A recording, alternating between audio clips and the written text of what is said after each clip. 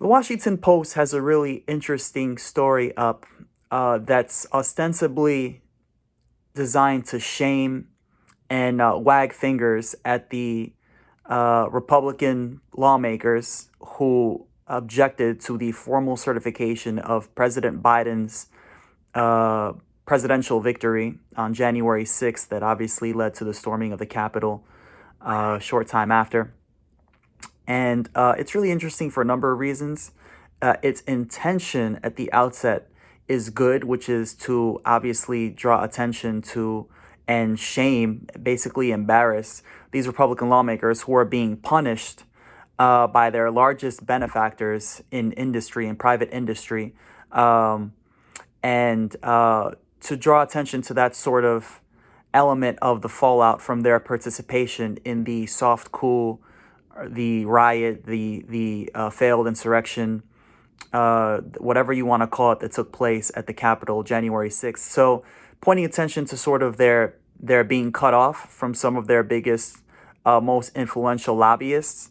And then it sort of takes an interesting turn and becomes sort of a really ironic um, highlight of the Washington Post's sort of tacit endorsement of the broader issue of corruption in American politics, the sort of, corrosive influence which, generally speaking, the Washington Post and other like-minded mainstream media outlets, the New York Times, NPR, sort of refrain from ever acknowledging and discussing.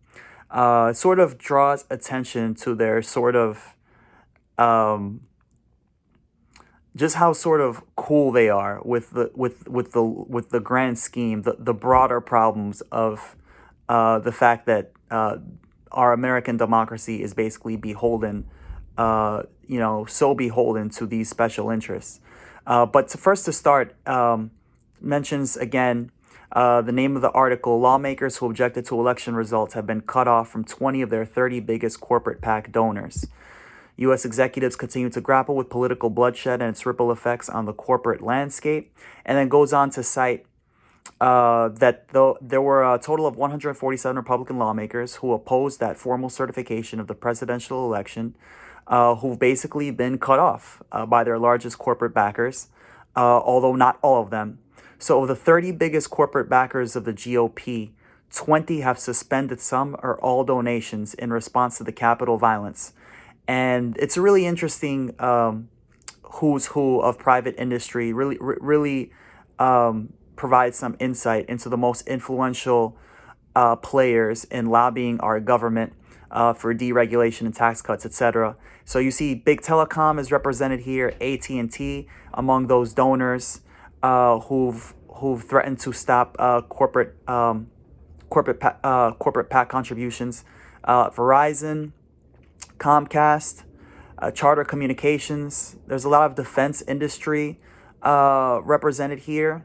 You got Raytheon, you got Boeing, you've got Northrop Grumman, you've got Lockheed Martin, you've got General Dynamics, and then basically that's 20 of the biggest 30.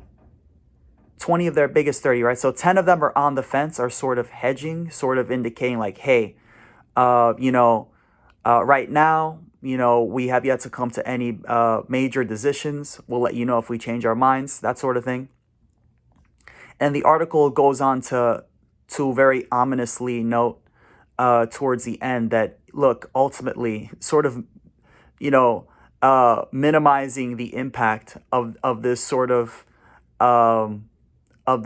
rhetoric and the impact of these like sort of small actions, given that the article acknowledges that, look, man, corporate PACs is one of, and ultimately a very small proportion of the different ways, small percentage of the different ways that special interests and the ultra wealthy corporations influence and contribute to our politicians. They can still donate as individuals. Wealthy individuals are able to do their own separate donations. They can donate through issue advocacy groups. So those are other kinds of non-business PACs. So for example, Justice Democrats or End Citizens United on the Democratic side, big PACs that support Democratic candidates. So they can do that. They also have, let's keep it real, although the Washington Post doesn't notate it, super PACs. Super PACs, obviously, 401c4. So there are various other really dubious, sketchy, unethical ways that these people can still hedge. And even though they're basically saying, well, we're going to cut you off of one mode of funding, can still easily persist. But then the other thing here is that, like I said, there's the initial finger wagging, and then they get for PAC donations represent a small portion of candidates' overall political fundraising and don't account for other ways corporations can give to candidates, which is what I was just saying. So again, I think this is a very well-intentioned piece. Its heart is in the right place, which is obviously to embarrass and humiliate those who basically helped foment a soft coup, a riot, failed insurrection, storming of the Capitol, whatever you want to call it, attack on the U.S., sedition. So rightfully shaming and calling to attention how corporate America is basically virtue signaling against them, but then minimizing that by saying, hey, listen, there are all these other methods available in which business can still be open, and then acknowledging that, well, there's a transfer of power anyway. So anytime, there's a change in leadership at the presidency and control of the Senate, it's sort of natural for the opposition party to lose power and to lose influence. So there's that. But then it takes a turn, and there are some really bizarre, sort of unsettling quotes that sort of implicitly suggest the Washington Post sort of tacit overall endorsement of the overall problem of corruption. And if I could just find this, okay, so right here, I found these two paragraphs that really sort of infuriated me when I was reading this, to be honest with you. And the dollar amounts given by corporate PACs tend to be relatively small. They can legally give each candidate's campaign only up to $5,000 per election. And then they quote Doug Schuler, an associate professor of business and public policy at Rice University, as saying the following: they spend more money on paper clips in the corporate office. And then continues the post, but the donations can help ensure companies access to key policymakers overseeing their industries. And then another quote from Schuler: if they're sitting on the right committee, you give them money, it's kind of expected. Okay, so right there, they sort of casually glided over everything that's wrong with American democracy, why American democracy is so frail, because of course we have a two-tiered system that sort of caters exclusively to these guys who asked for a bailout at the outset of the COVID pandemic, when the markets tanked, and were basically rewarded with a $4.5 trillion handout. It was $500 billion from the Treasury that was leveraged at 10-1 for a total of like $4.4 trillion by the Fed. And then, of course, we all know working Americans weren't able to get any relief after their expanded unemployment insurance benefits expired at the end of July, that extra $600 a week plus up.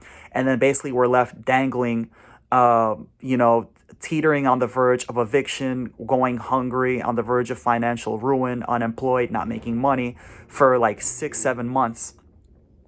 And then you have here the sort of minimizing of the impact. At the same time, these donations attach corporate benefactors to politicians in visible ways, which can affect their images in the eyes of customers and employees. All right. So I just thought that this part right here, and the sort of editorializing by the Washington Post, where they say they can legally give each candidate's campaign only up to $5,000 per election. What? Only? So how many months of rent is that for me and you? Like, can you imagine someone running for Congress asking you in an email blast for $5,000 to contribution to their campaign, and sort of glossing over like how how much of a burden that would be for you by just sort of brushing that off as, well, hey, listen, that's less than these assholes at Comcast and Verizon spend on paper clips at the corporate office. Like, it's just sort of so like minimizing like how much money that is in reality, versus, for some really like entitled elitist pricks, who sort of are like, yeah, like $5,000. Of course, no, this is standard operating procedure.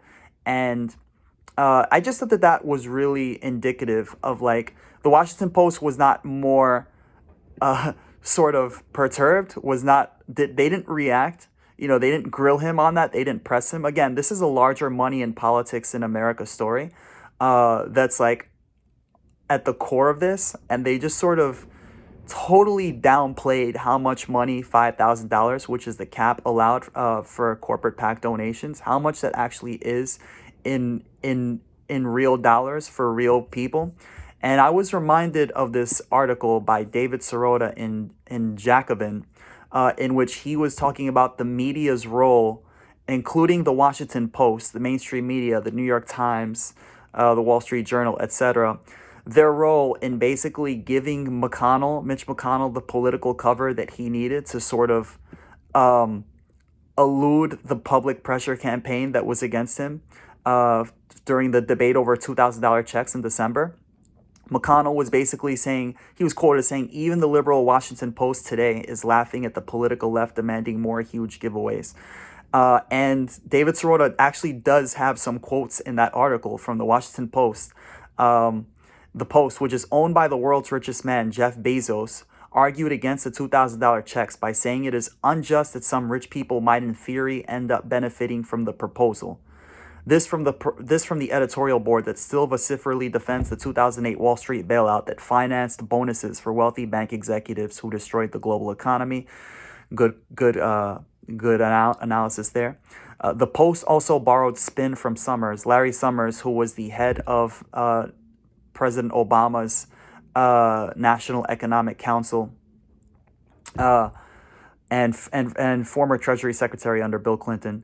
So Larry Summers arguing that people probably won't use the money because restaurants are closed and air travel limited. So that was one quote, again, sort of, and I love how they take this really self-righteous stand against going big, with $2,000 against like universal spending, when you could easily tax that money back on the rich, and when they had no objections to, again, the $4.5 trillion handout to the wealthy that I just mentioned, that big business received at the outset of the pandemic, that was never criticized, never came under scrutiny from the Washington Post or any of these outlets, but basically was the reason why Republicans were so difficult to negotiate with, because they had already taken care of their big benefactors, their big business lobbyists and influencers, and basically de-incentivize them from ever returning to the table in good faith for like another 7-8 months. But other quotes here, there was the New York Times' Paul Krugman, who pretended the wildly popular initiative is divisive and said, the economics aren't very good. Fellow New York Times man Tom Friedman, who married into a real estate empire, called the idea crazy and fretted that checks might go to people who don't need the help. Again, I didn't see them crying wolf during the $4.5 trillion, while basically people got a single $1,200 check in a 7-8 month span, and basically were left to rot after that expanded unemployment insurance $600 plus that expired at the end of July. So the minions of course, billionaire Michael Bloomberg, well-known oligarch who recently ran for president, former mayor of New York, joined in with a House editorial demanding Congress block the checks. Meanwhile, only weeks after the Washington Post news page told the harrowing tale of rising poverty and starvation in America, the paper's editorial board argued against stimulus by insisting that the economy has healed significantly. So they were ginning up support for the $1,200 check that Bernie Sanders and Josh Hawley were lobbying for in the Senate, when they were the only ones of the 100 senators in the Senate, I may add, that were lobbying for $1,200, when everyone else was just trying to prepared to go along with no second stimulus check. Of course, that ended up compromising down to $600. But at that time, the Washington Post thought it was ridiculous not to include a renewed round of direct payments, and basically again shamed the Republican lawmakers and frankly the Democrats in the Senate who stood opposed to it.